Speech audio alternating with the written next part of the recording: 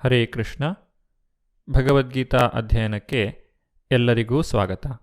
ಭಗವದ್ಗೀತೆಯ 6ನೇ ಅಧ್ಯಾಯವನ್ನು ಧ್ಯಾನಯೋಗ ಎಂದು ಕರೆಯುತ್ತಾರೆ. ಇಲ್ಲಿ ಭಗವಾನ್ ಶ್ರೀಕೃಷ್ಣನು ನಮಗೆ ಅಷ್ಟಾಂಗ ಯೋಗದ ಕುರಿತಾಗಿ ತಿಳಿಸಿಕೊಡುತ್ತಿದ್ದಾನೆ. ಯಮ, ನಿಯಮ, ಆಸನ, ಪ್ರಾಣಾಯಾಮ, ಪ್ರತ್ಯಾಹಾರ, ಧಾರಣ, ಧ್ಯಾನ ಮತ್ತು ಸಮಾಧಿ ಇವೇ ಆ 8 ಅಂಗಗಳು. ಇದನ್ನೇ ಅಷ್ಟಾಂಗ ಯೋಗ ಎಂದು ಕರೆಯುತ್ತಾರೆ. ಯಮ ಎಂಬುದು ನಾವು ಏನನ್ನು ಬಿಡಬೇಕು ಎನ್ನುವುದನ್ನು ಸೂಚಿಸಿದರೆ, ನಿಯಮ ಎನ್ನುವುದು ನಾವು ಏನನ್ನು ಪಾಲಿಸಬೇಕು ಎನ್ನುವುದನ್ನು ಸೂಚಿಸುತ್ತದೆ. ಆಸನದ ಮೂಲಕ ಶಾರೀರಿಕ ವ್ಯಾಯಾಮಗಳನ್ನು ಮಾಡುತ್ತಾ ಶರೀರವನ್ನು ಧ್ಯಾನಕ್ಕೆ ಸಿದ್ಧತೆ ಮಾಡಿಕೊಳ್ಳುವುದು. ಪ್ರಾಣಾಯಾಮ ಎಂದರೆ ಉಸಿರಾಟದ ವ್ಯಾಯಾಮ. ನಮ್ಮ ಉಸಿರಾಟವು ಮನಸ್ಸಿನ ಜೊತೆಗೆ ನೇರವಾದ ಸಂಪರ್ಕವನ್ನು ಹೊಂದಿದೆ. ಉಸಿರಾಟವನ್ನು ನಿಯಂತ್ರಿಸುವ ಮೂಲಕ ಮನಸ್ಸು ಮತ್ತು ಇಂದ್ರಿಯಗಳನ್ನು ನಿಯಂತ್ರಿಸಲು ಸಾಧ್ಯ. ಯಾರು ಈ ಯಮ, ನಿಯಮ, ಆಸನ ಮತ್ತು ಪ್ರಾಣಾಯಾಮಗಳಲ್ಲಿ ಪರಿಣತರಾಗುತ್ತಾರೋ ಅವರನ್ನು ಆರುರುಕ್ಷು ಎಂದು ಕರೆಯುತ್ತಾರೆ. ಮುಂದಿನ 4 ವಿಷಯಗಳಲ್ಲಿ ಪರಿಣತಿಯನ್ನು ಪಡೆದವರನ್ನು ಆರೂಢ ಎಂದು ಕರೆಯುತ್ತಾರೆ. ಹೀಗೆ 8 ಅಂಗಗಳನ್ನು ಮತ್ತೆ 2 ವಿಭಾಗಗಳನ್ನಾಗಿ ಮಾಡಲಾಗಿದೆ: ಯೋಗಾರುರುಕ್ಷ ಮತ್ತು ಯೋಗಾರೂಢ. ಯೋಗಾರುರುಕ್ಷ ಎಂಬುದು ಆರಂಭಿಕ ಹಂತವಾದರೆ, ಯೋಗಾರೂಢ ಎನ್ನುವುದು ಮುಂದುವರಿದಂತಹ ಹಂತ. ಅಷ್ಟಾಂಗ ಯೋಗವನ್ನು ಪ್ರಾರಂಭಿಸುವ ವ್ಯಕ್ತಿಯು ನಿಷ್ಕಾಮ ಕರ್ಮಯೋಗವನ್ನು ಮಾಡಿರಬೇಕು. ಇಂದ್ರಿಯಗಳನ್ನು ಅದರ ವಿಷಯ ವಸ್ತುಗಳಿಂದ ಹಿಂದಕ್ಕೆ ಸೆಳೆದುಕೊಳ್ಳುವುದನ್ನು ಇಲ್ಲಿ ಪ್ರತ್ಯಾಹಾರ ಎಂದು ಕರೆಯಲಾಗಿದೆ. ಭಗವಂತನ ದಿವ್ಯ ಮಂಗಳ ರೂಪದಲ್ಲಿ ಮನಸ್ಸನ್ನು ಕೇಂದ್ರೀಕರಿಸುವುದನ್ನು ಧಾರಣ ಎಂದು ಕರೆಯಲಾಗಿದೆ. ಧಾರಣ ಸ್ಥಿತಿಯನ್ನು ಅಭ್ಯಸಿಸಿದ ಮೇಲೆ ಅದರಲ್ಲಿ ಮುಂದುವರಿದಂತಹ ವ್ಯಕ್ತಿಯು ಧ್ಯಾನ ಹಂತಕ್ಕೆ ಬರುತ್ತಾನೆ. ಈ ರೀತಿ ನಿರಂತರವಾಗಿ ಭಗವಂತನ ರೂಪದಲ್ಲಿ ಧ್ಯಾನವನ್ನು ಮಾಡುವಂತಹ ವ್ಯಕ್ತಿಯು ಕೊನೆಗೆ ಸಮಾಧಿ ಸ್ಥಿತಿಗೆ ಬಂದು ಸಂಪೂರ್ಣವಾಗಿ ಆ ಭಗವಂತನ ಚಿಂತನೆಯಲ್ಲೇ ಮಗ್ನನಾಗಿ ಬಿಡುತ್ತಾನೆ. ಅಷ್ಟಾಂಗ ಯೋಗದಲ್ಲಿ ಇದೇ ಕೊನೆಯ ಹಂತ. ಆರುರುಕ್ಷೋ ಮುನೇರ್ಯೋಗಂ ಕರ್ಮ ಕಾರಣ ಮುಚ್ಯತೆ ಯೋಗಾರೂಢಸ್ಯ ತಸ್ಯೈವ ಶಮ ಕಾರಣ ಮುಚ್ಯತೆ. ಅನುವಾದ: ಅಷ್ಟಾಂಗ ಯೋಗ ಪದ್ಧತಿಯಲ್ಲಿ ಹೊಸದಾಗಿ ದೀಕ್ಷೆ ಪಡೆದವನಿಗೆ ಕರ್ಮವೇ ಸಾಧನ ಎಂದು ಹೇಳಿದೆ. ಯೋಗದಲ್ಲಿ ಆಗಲೇ ಬಹು ಮುಂದುವರಿದವನಿಗೆ ಎಲ್ಲ ಐಹಿಕ ಕಾರ್ಯಗಳನ್ನು ನಿಲ್ಲಿಸುವುದೇ ಸಾಧನ ಎಂದು ಹೇಳಿದೆ. ಭಗವಂತನ ಜೊತೆಗೆ ನಮಗಿರುವಂತಹ ಸಂಬಂಧವನ್ನು ಮತ್ತೆ ಪಡೆಯುವಂತಹ ಪ್ರಕ್ರಿಯೆಗೆ ಯೋಗ ಎಂದು ಹೆಸರು. ಅತ್ಯುನ್ನತ ಆಧ್ಯಾತ್ಮಿಕ ಸಾಕ್ಷಾತ್ಕಾರವನ್ನು ಸಾಧಿಸುವ ಏಣಿಗೆ ಇದನ್ನು ಹೋಲಿಸಬಹುದು. ಏಣಿಯು ಜೀವಿಯ ಅತ್ಯಂತ ಕೆಳಗಿನ ಐಹಿಕ ಸ್ಥಿತಿಯಿಂದ ಪ್ರಾರಂಭವಾಗಿ ಪರಿಶುದ್ಧ ಆಧ್ಯಾತ್ಮಿಕ ಜೀವನದಲ್ಲಿ ಪರಿಪೂರ್ಣ ಆತ್ಮಸಾಕ್ಷಾತ್ಕಾರದವರೆಗೆ ಏರುತ್ತದೆ. ವಿವಿಧ ಎತ್ತರಗಳಿಗೆ ಅನುಗುಣವಾಗಿ ಏಣಿಯ ಬೇರೆ ಬೇರೆ ಭಾಗಗಳಿಗೆ ಬೇರೆ ಬೇರೆ ಹೆಸರುಗಳುಂಟು. ಇದನ್ನು ಜ್ಞಾನಯೋಗ, ಧ್ಯಾನಯೋಗ ಮತ್ತು ಭಕ್ತಿಯೋಗ ಎಂದು ವಿಂಗಡಿಸಬಹುದು. ಈ ಏಣಿಯ ಆರಂಭಿಕ ಹಂತವನ್ನು ಯೋಗಾರುರುಕ್ಷು ಹಂತವೆಂದು, ಅತ್ಯಂತ ಮೇಲಿನ ಮಟ್ಟವನ್ನು ಯೋಗಾರೂಢ ಹಂತವೆಂದು ಕರೆಯುತ್ತಾರೆ. ಯೋಗಾರುರುಕ್ಷು ಹಂತದಲ್ಲಿರುವಂತಹ ವ್ಯಕ್ತಿಗೆ ಕರ್ಮವೇ ಸಾಧನ, ಅಂದರೆ ಆತನು ನಿಷ್ಕಾಮ ಕರ್ಮದಲ್ಲಿ ತೊಡಗಬೇಕು. ಯಾವಾಗ ವ್ಯಕ್ತಿಯು ಯೋಗಾರೂಢ ಸ್ಥಿತಿಗೆ ಬರುತ್ತಾನೋ ಆಗ ಆತನು ತನ್ನ ಎಲ್ಲ ಐಹಿಕ ಕಾರ್ಯಗಳನ್ನು ನಿಲ್ಲಿಸಿ ಮನಸ್ಸಿನ ಸಹಿತವಾಗಿ ಇಂದ್ರಿಯಗಳ ನಿಗ್ರಹವನ್ನು ಮಾಡಬೇಕು. ಅಂದರೆ ಯಾವ ವ್ಯಕ್ತಿಯು ತನ್ನ ಮನಸ್ಸನ್ನು ಇಂದ್ರಿಯಗಳನ್ನು ನಿಯಂತ್ರಿಸಿ ಅವುಗಳನ್ನು ಭಗವಂತನ ಚಿಂತನೆಯಲ್ಲಿ ತೊಡಗಿಸುತ್ತಾನೋ ಆತನು ಯೋಗದಲ್ಲಿ ಈಗಾಗಲೇ ಮುಂದುವರಿದಿದ್ದಾನೆ ಎಂದು ನಾವು ಅರ್ಥೈಸಬಹುದು.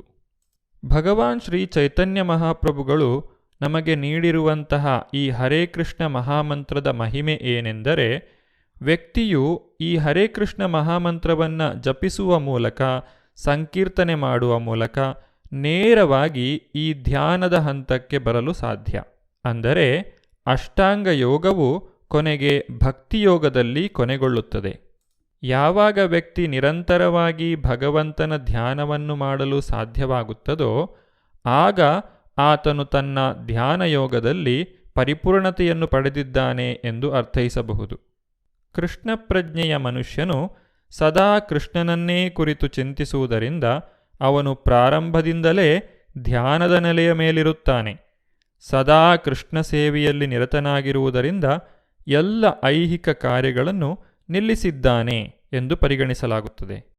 ಯದಾ ಹಿ ನೇಂದ್ರಿಯಾರ್ಥೇಷು ನ ಕರ್ಮ ಸ್ವನುಷಜ್ಜತೆ ಸರ್ವಸಂಕಲ್ಪ ಸನ್ಯಾಸಿ ಯೋಗಾರೂಢಸ್ತದೋಚ್ಯತೆ. ಅನುವಾದ: ಒಬ್ಬ ಮನುಷ್ಯನು ಎಲ್ಲ ಐಹಿಕ ಬಯಕೆಗಳನ್ನೂ ತ್ಯಜಿಸಬಹುದು. ಇಂದ್ರಿಯ ತೃಪ್ತಿಗಾಗಿ ಕರ್ಮ ಮಾಡದೆ ಫಲಾಪೇಕ್ಷೆಯ ಕರ್ಮದಲ್ಲಿ ತೊಡಗದೇ ಇರಬಹುದು. ಇಂತಹ ಮನುಷ್ಯನನ್ನು ಯೋಗಾರೂಢ ಎಂದು ಕರೆಯುತ್ತಾರೆ.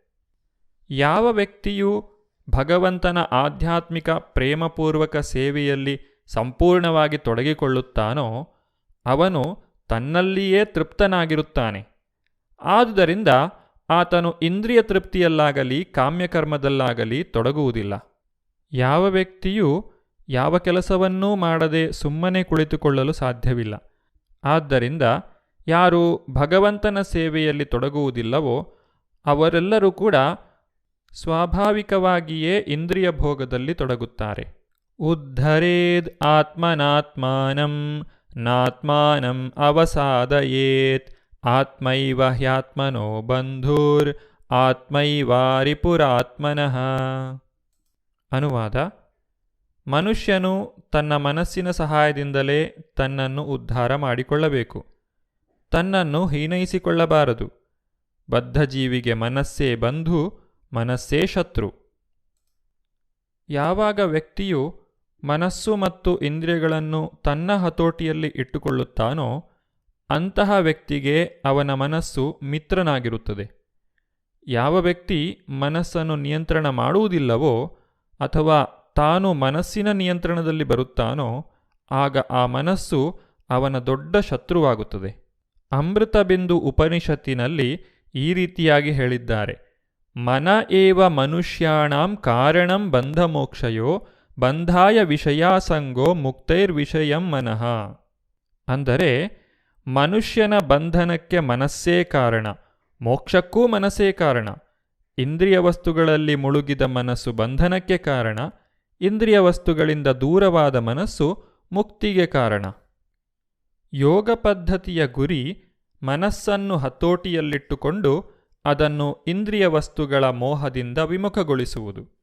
ಬದ್ಧ ಆತ್ಮವನ್ನು ಅಜ್ಞಾನದ ಕೆಸರಿನಿಂದ ಬಿಡುಗಡೆ ಮಾಡಲು ಸಾಧ್ಯವಾಗುವಂತೆ ಮನಸ್ಸಿಗೆ ಶಿಕ್ಷಣವನ್ನು ನೀಡಬೇಕು. ಐಹಿಕ ಅಸ್ತಿತ್ವದಲ್ಲಿ ಮನುಷ್ಯನು ಮನಸ್ಸಿನ ಮತ್ತು ಇಂದ್ರಿಯಗಳ ಪ್ರಭಾವಕ್ಕೆ ಒಳಗಾಗುತ್ತಾನೆ. ವಾಸ್ತವವಾಗಿ ಅಹಂಕಾರವು ಐಹಿಕ ಪ್ರಕೃತಿಯ ಮೇಲೆ ಯಜಮಾನಿಕೆಯನ್ನು ನಡೆಸಲು ಬಯಸುತ್ತದೆ.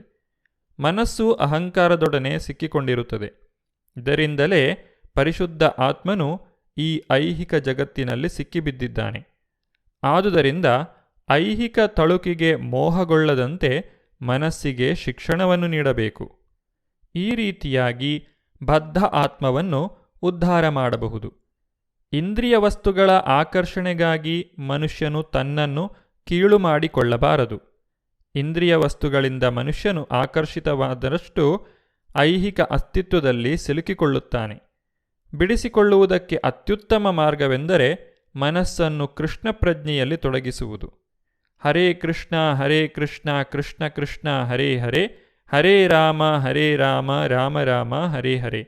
ಈ ಹರೇ ಕೃಷ್ಣ ಮಹಾಮಂತ್ರದ ಸಹಾಯದಿಂದ ನಾವು ನಮ್ಮ ಮನಸ್ಸನ್ನು, ಇಂದ್ರಿಯಗಳನ್ನು ಭಗವಂತನ ಸೇವೆಯಲ್ಲಿ ತೊಡಗಿಸುವ ಮೂಲಕ ಅವುಗಳನ್ನು ನಿಯಂತ್ರಿಸಲು ಸಾಧ್ಯ. ಈ ರೀತಿಯಾಗಿ ವ್ಯಕ್ತಿಯು ತನ್ನನ್ನು ತಾನು ಉದ್ಧರಿಸಿಕೊಳ್ಳಬಹುದು. ಇದರಿಂದ ನಮಗೆ ಅರ್ಥವಾಗುವುದೇನೆಂದರೆ, ನಮ್ಮ ನಿಜವಾದಂತಹ ಶತ್ರುವು ಹೊರಗಡೆ ಎಲ್ಲೂ ಇಲ್ಲ, ಆತನು ನಮ್ಮ ಒಳಗೇ ಇದ್ದಾನೆ. ಬಂಧುರಾತ್ಮಾತ್ಮನಸ್ತಸ್ಯ ಯೇನಾತ್ಮೈವಾತ್ಮನಾ ಜಿತಃ ಅನಾತ್ಮನಸ್ತು ಶತ್ರುತ್ವೇ ವರ್ತೇತಾತ್ಮೈವ ಶತ್ರುವತ್. ಅನುವಾದ: ಯಾರು ಮನಸ್ಸನ್ನು ಗೆದ್ದಿದ್ದಾನೋ ಅವನಿಗೆ ಮನಸ್ಸು ಬಂಧುವಾಗುತ್ತದೆ. ಆದರೆ ಹಾಗೆ ಮಾಡದಿರುವವನಿಗೆ ಅವನ ಮನಸ್ಸೇ ಅತ್ಯಂತ ದೊಡ್ಡ ಶತ್ರುವಾಗುತ್ತದೆ. ಆದ್ದರಿಂದ ನಮ್ಮ ಆಧ್ಯಾತ್ಮಿಕ ಅಭ್ಯಾಸದಲ್ಲಿ ನಾವು ನಮ್ಮ ಮನಸ್ಸನ್ನು ಯಾವ ರೀತಿಯಾಗಿ ನಮ್ಮ ಮಿತ್ರನನ್ನಾಗಿ ಮಾಡಿಕೊಳ್ಳಬೇಕು ಎಂಬುದನ್ನು ಕಲಿಯಬೇಕು. ಇದನ್ನೇ ಈ ಅಧ್ಯಾಯದಲ್ಲಿ ಭಗವಂತನು ನಮಗೆ ತಿಳಿಸಿಕೊಡುತ್ತಿದ್ದಾನೆ. ಯಾವ ರೀತಿಯಾಗಿ ನಾವು ನಮ್ಮ ಮನಸ್ಸನ್ನು ನಮ್ಮ ಮಿತ್ರನನ್ನಾಗಿ ಮಾಡಿಕೊಳ್ಳಬೇಕು ಎಂಬುದನ್ನು ನಾವು ಮುಂದಿನ ಸಂಚಿಕೆಯಲ್ಲಿ ನೋಡೋಣ. ಧನ್ಯವಾದಗಳು. ಹರೇ ಕೃಷ್ಣ.